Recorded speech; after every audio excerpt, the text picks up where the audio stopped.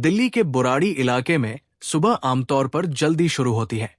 दूध वाला, अखबार, मंदिर की घंटी, सब कुछ रोज जैसा।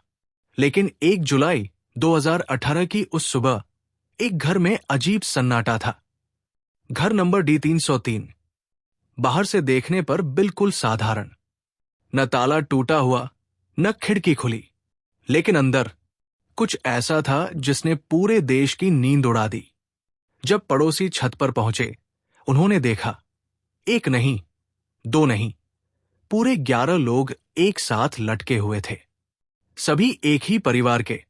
आंखों पर पट्टी, मुंह में कपड़ा, हाथ पीछे बंधे। कोई चीख नहीं, कोई खून नहीं, कोई संघर्ष नहीं। नीचे एक कमरे में परिवार की बुजुर्ग महिला अलग मरी पड़ी थी। ये आत्महत्या जैसी नहीं लग रही थी, ये हत्या भी नहीं लग रही थी। तो फिर ये था क्या? पुलिस पहुंची, मीडिया पहुंची, कैमरे लगे, सवाल शुरू हुए। 11 लोग एक साथ कैसे मान गए? किसी ने रोका क्यों नहीं? किसी ने आखिरी पल में भागने की कोशिश क्यों नहीं की? इस परिवार का नाम था चुंडावत परिवार। आसपास के लोग उन्हें धार्मिक, शांत और पढ़ा लिखा मानते थे। परिवार में बच्चे थे, जवान थे, दुकान चल रही थी, शादी की बातें चल रही थी। कोई ऐसा संकेत नहीं था कि कुछ गलत होने वाला है। लेकिन जब पुलिस ने घर की तलाशी ली, कहानी की दिशा बदल गई। घर के अंदर से कुल 11 रजिस्टर मिले, मोटी कॉपियां, हाथ से लिखी हुई, हर पन्ने पर नियम, निर्देश और एक अजीब भाषा। उन रजिस्टरों में बार बार एक शब्द लिखा था, बाबा। ये बाबा कोई बाहर का आदमी नहीं था। ये बाबा थे ललित चुंडावत के पिता, जो 2007 में मर चुके थे। रजिस्टरों के मुताबिक पिता की आत्मा ललित के शरीर में आने लगी थी। पहले पहले सिर्फ सलाह देती थी, घर कैसे चलाना है, किस दिन पूजा करनी है। धीरे धीरे वो आदेश देने लगी और परिवार मानने लगा। यहां से डर शुरू होता है, क्योंकि ये सब अचानक नहीं हुआ था, ये धीरे धीरे हुआ। सालों में ललित एक समय बोलने में हकलाता था। परिवार का कहना था कि जब से बाबा आए, उसकी आवाज ठीक हो गई। परिवार ने इसे चमत्कार माना। यहीं से विश्वास मजबूत हुआ। रजिस्टरों में लिखा था, जो मैं कहूं वही करना है, डरना नहीं है। अगर नियम टूटे तो अनिष्ट होगा। धीरे धीरे बच्चों को भी नियम सिखाए गए। आंखों पर पट्टी बांधकर सोना, खाना एक साथ खाना, पूजा के समय सवाल न पूछना। पड़ोसियों को यह सब अजीब लगता था, लेकिन किसी ने टोका नहीं। भारत में पूजा पाठ आम बात है। कोई ये नहीं सोचता कि आस्था एक दिन जान ले सकती है। रजिस्टरों की आखिरी एंट्रियों में लिखा था, अब अंतिम परीक्षा का समय आ गया है, सब लोग लटकेंगे, डरना नहीं, बाबा सबको बचा लेंगे। सबसे डरावनी बात यह थी कि कहीं भी मरने की बात नहीं लिखी थी।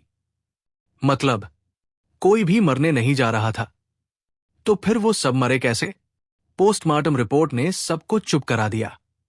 किसी के शरीर पर संघर्ष के निशान नहीं थे। किसी ने आखिरी पल में बंधन खोलने की कोशिश नहीं की। ऐसा लगा जैसे सबने पूरी श्रद्धा से नियम निभाया हो।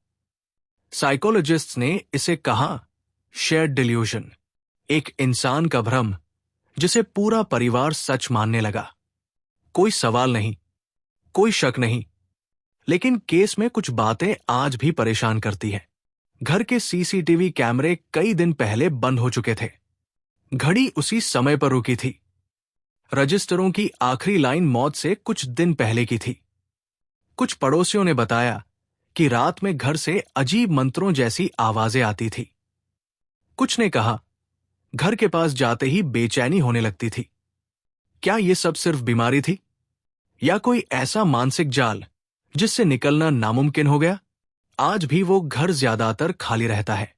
कोई वहां ज्यादा दिन नहीं टिकता, कोई भूत नहीं दिखता, लेकिन एक भारीपन हर कोई महसूस करता है। बुराड़ी हमें डराता इसलिए नहीं क्योंकि वहां भूत था। वो डराता है क्योंकि वहां सोच ने इंसान को हरा दिया। क्योंकि कभी कभी सबसे खतरनाक आवाज बाहर से नहीं आती, वो हमारे अंदर से आती है, और जब पूरा परिवार उसी आवाज पर भरोसा कर ले तो न चीख बचती है, न बचने की कोशिश, सिर्फ सन्नाटा बचता है। लेकिन कहानी यही खत्म नहीं होती। जब मीडिया चली गई, पुलिस ने केस बंद करने की तैयारी शुरू कर दी, तब भी उस घर के अंदर कुछ चीजें ऐसी थी जो किसी रिपोर्ट में ठीक से समझाई नहीं जा सकी।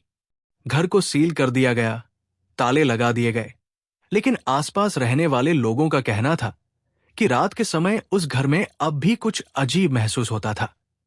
एक पड़ोसी ने बताया कि कई बार देर रात जब पूरी गली सो जाती थी, तब उस घर की छत से हल्की सी आवाज आती थी। कोई चीख नहीं, कोई रोना नहीं, बस जैसे कोई बहुत धीरे धीरे सांस ले रहा हो।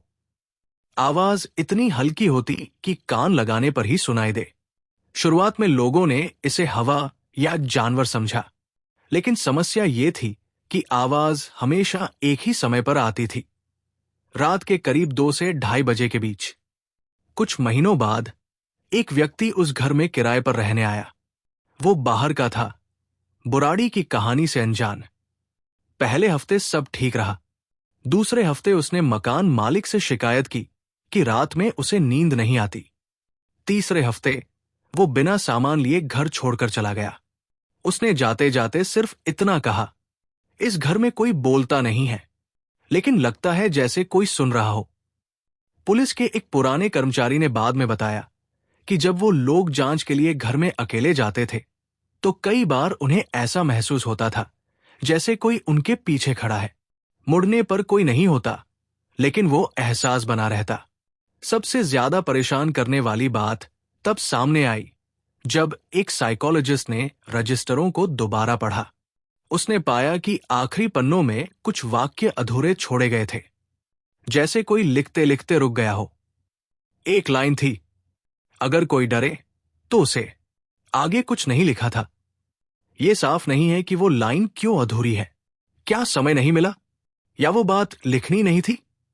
आज भी बुराड़ी केस को सॉल्व कहा जाता है, लेकिन सच्चाई यह है कि कोई ये नहीं जानता कि आखिरी पल में किसी के मन में क्या चल रहा था। क्या किसी ने डर महसूस किया? क्या किसी ने आखिरी सेकंड में शक किया? अगर किया भी, तो बहुत देर हो चुकी थी। इस कहानी का डर भूतों में नहीं है, इसका डर इस सवाल में है, अगर कोई आवाज, कोई विचार, कोई भरोसा इतना ताकतवर हो जाए कि पूरा परिवार उसे सच मान ले, तो क्या वो आवाज सच में बाहर से आती है, या वो हमारे दिमाग में ही जन्म लेती है? आज भी उस गली से गुजरते लोग उस घर की तरफ सीधे नहीं देखते, क्योंकि कभी कभी डर दिखाई नहीं देता, वो सिर्फ महसूस होता है। और बुराड़ी का घर आज भी बस खड़ा है, चुपचाप,